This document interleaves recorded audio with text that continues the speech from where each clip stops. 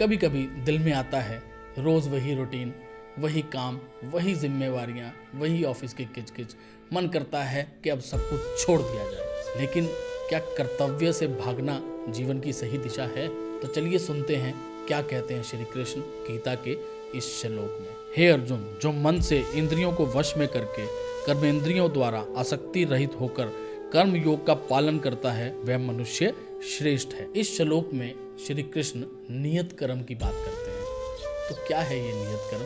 चलिए जानते हैं। नियत कर्म है वह कर्म जो तुम्हारे जीवन का कर्तव्य है। जैसे एक विद्यार्थी के लिए पढ़ाई करना उसका कर्तव्य है, माँ बाप के लिए अपने परिवार का पालन पोषण करना, उनकी सिक्योरिटी, उनका ध्यान रखना और उन्हें एक अच्छे संस्कार देना, यह उनका कर्तव्य है।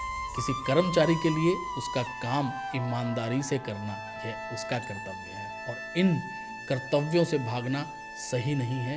इन कर्तव्यों से भागना प्रकृति के विरुद्ध जाने के बराबर है। मान लीजिए एक विद्यार्थी है और उसे पढ़ाई करना बिल्कुल पसंद नहीं, उसे पढ़ाई बहुत डिफिकल्ट लगती है और उसने सोच लिया कि अब मैं पढ़ाई नहीं करूँगा, मैं पढ़ाई छोड़ दूँगा। लेकिन उसे कुछ टाइम के लिए अच्छा लगेगा ज़रूर, लेकिन क्या ये चीज़ उसके और उसके परिवार के भविष्य के लिए सही है?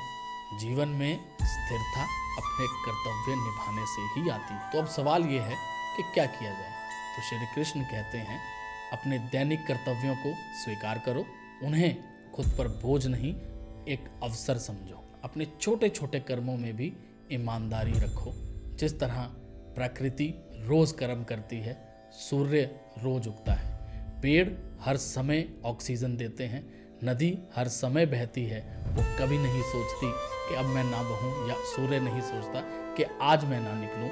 उसी तरह कर्तव्य करना सबसे श्रेष्ठ माना गया है। तो जीवन में आगे बढ़ने के लिए हमें भी कर्तव्यों को निभाना ही होगा।